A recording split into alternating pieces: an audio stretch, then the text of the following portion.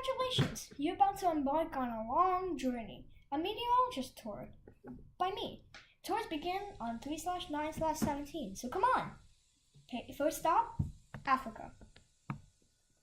So, this tour is gonna be a bit long, but stay with me because in the end it really pays off. Depends on how you see it. So, here we are. Good old African coastline. What's in this big region in the north? Of course, the Sahara Desert. The winds, called trade winds, that blow east across the Atlantic Ocean and over the Sahara Desert take sand particles off and over the ocean. Now, since water needs a particle to condense on, all of this warm water rising from the Atlantic Ocean condenses on top of this and forms a thunderstorm, which is continued to blow westward by the trade winds. Onwards we head. As the thunderstorm continues to move across the Atlantic Ocean, it begins to collect more and more sand, which means more and more storms, which means more sand and more storms. It starts to grow in size too, starting off small and then bigger. At this point, the wind is different in speed with height, causing wind shear. As the storms condense around each other, they form low pressures in the middle. A surface low pressure system, which is low pressure near the center, near the lower part of the storm, its center can be here. A mid-level one would be here, and an upper-level one would be here. They're not in line. That means that wind shear is blowing them sideways. At this point, it already has three low pressure systems at different heights. They're just not together. So us here in the United States start watching this. National Hurricane Center in Miami, Florida, even calls it an INVEST. Let's call this one INVEST 93L. All Atlantic INVESTs have this L after the dash and go between 90 and 99. Once you hit 99, you go back to 90. A lot of INVESTs are named, but not all of them turn into tropical storms. That's the next step. Once the wind shear subsides, the low pressure systems can form on top of each other, and the storm begins to rotate faster and faster and faster and faster and faster. Soon, the low pressure system in the middle starts to wind inwards and counterclockwise. The air spins so fast that just along the edges of the center of low pressure, the winds are so strong it's greater than or equal to 29 miles per hour. You have a tropical depression. Let's name this one Tropical Depression 3. Onwards, continuing our voyage across the Atlantic Ocean, the storm continues to strengthen and picks up more moisture from the Atlantic Ocean. At this point, it seems to be approaching some land. Welcome to the Caribbean, a bunch of islands wildly scattered just south of Florida. These islands can either hinder or help the development of tropical cyclones approaching it, and boy do they approach them. The Caribbean gets hit with an average of 5 tropical storms per year. That's a lot. So if the wind speeds in our tropical system get greater than 39 miles per hour, congratulations, it's now a tropical storm. We gave, at this point, the National Hurricane Center over here in Miami, Florida, gives the storm a name. Let's call this one Cole. Onwards. The storm can start rotating so fast that its wind speed begins to pick up, and as more and more advisories on the storm are issued, which are issued every 6 hours by the National Hurricane Center, the storm, it begins to change. Now let's go all the way up, nearly 40,000 feet into the atmosphere. We're at the top of the tropical storm. Here, the wind is going right up the center and out, then spiraling outwards and clockwise that way. Believe it or not, despite the intense low-pressure system underneath the storm, to counter the low-pressure system, you have an intense high-pressure system on top. So winds inside a tropical system get recycled outwards, pull downwards, and enter the storm again. This recycling motion helps strengthen the storm quite a bit.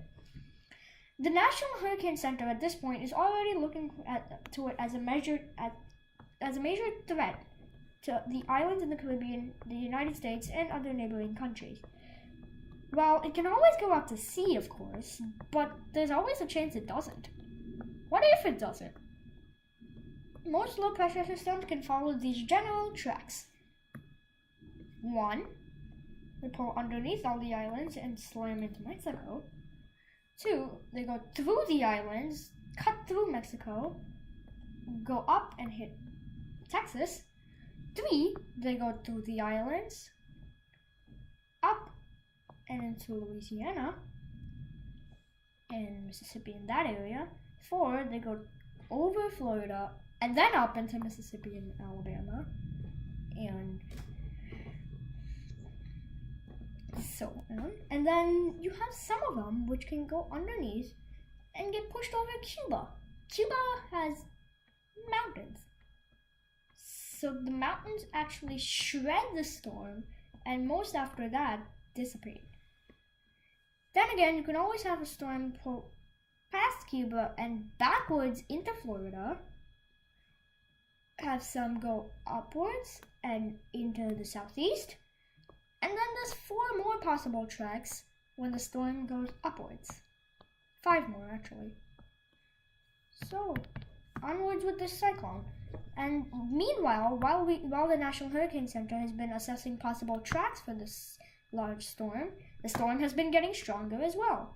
The storm is now really strong. The winds and the recycling motion have caused it to to create a hole in itself to allow for the rising air to go upwards after it reaches the center. The storm's wind speeds have increased to a point where the storm is now nearly circular. It has a hole in the center, and its winds are rapidly increasing the closer you get to the center. Wind speeds are greater than 74 miles an hour. We have a hurricane. Now, hurricanes have rankings too, but we'll save that for another day. Meanwhile, as the storm continues, seems like it's taken one of the 5 additional tracks that weren't on our map just the previous slide. So, it means it's heading up the East Coast. East Coast is really a different story when it comes to tropical cyclones, because it can really do anything to them. Anything it pleases. Now, this storm can get big. The waters get progressively colder the further north you go, but in the northeast you have this tiny warm strip surrounded by cold water on both sides. The warm strip is circled here. That warm strip can continue to feed the hurricane as it moves northward. In fact, the widest tropical cyclone ever in the world was here in the northeast. It reached up to 1,000 miles wide in cloud cover. The storm that did set that record, only reached that length because it got a little bit of help from a cold air mass sinking from the north. So those 5 paths that I was talking about earlier, 1 is when it slams into North Carolina. 2 is when it goes up into the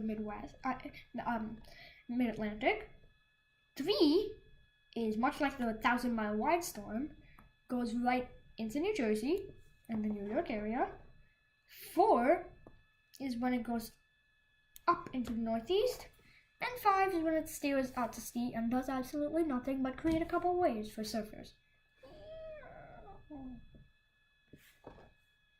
So, let's say that the storm took past number 3, the one where it went up and hit the New York City area. A storm like this, 1,000 miles wide, goes into the New York City area. Sounding familiar? That's right, Superstorm Sandy. One of the second costliest storm in the country in terms of damage. It was only so wide because that cold air mass pulled down into North Carolina while the storm went up into New York, causing a blizzard for North Carolina and a big-time hurricane for New York City. There we go. Now you can at least tell where I'm drawing things. That would be New York City. So yeah. So this kind of storm would be so damaging to the area, it can completely flood downtown New York City, which Sandy did. It can cut power to parts of New York City, which Sandy did. It can nearly flood the end of Long Island, which Sandy did. And it can create some of the most iconic pictures of all time, including this one out of downtown New York, where the Brooklyn Battery Tunnel, now called the Hugh L. Carey Tunnel, was completely flooded all the way up to the roof with water. Because the water from Sandy got so high, it filled the entire tunnel from Brooklyn to New York. It took them 3 days just to pump out the water. It took a week to get all the water out of downtown New York. That was long. The storm had high impacts and really nearly destroyed the New York City metropolis. But what caused all that flooding was an element called storm surge. If you have, let's take a storm like that, just made a hard right turn and is approaching the coast. The winds are spinning around like that in a counterclockwise direction. That's because it is in fact a low pressure system still, and low pressure systems rotate in a counterclockwise direction. So the winds facing the coast are the strongest in the what's known as the right front quadrant of the storm.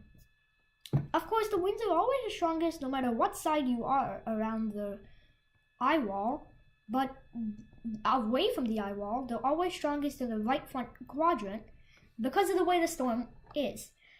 When the storm approaches the coast, the right front quadrant pushes against the water and against the shore, really causing damage on houses. But not only that, it pushes against the water, which causes the waves to build up and up and up and up on top of each other. That's called storm surge. When the waves form, and then you have waves on top of that, and then you have waves on top of that, and eventually the water level gets so high because the hurricane is pushing it up. And then you have your normal waves cresting on top of that, which can really damage and eat away at the top of houses once houses get fully submerged. So that's pretty much it for hurricane basics. So I hope you enjoyed your tour, and we are about to land. So please fasten your seatbelts and make sure you do not move from your seat.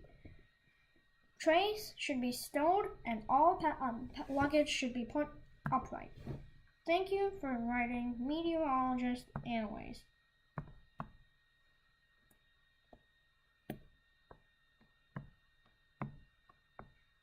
So yeah, that was pretty much the end of this video. Yay, there's a runway, we're gonna land. Oh, and make sure to hit the subscribe button, which looks a lot like this runway.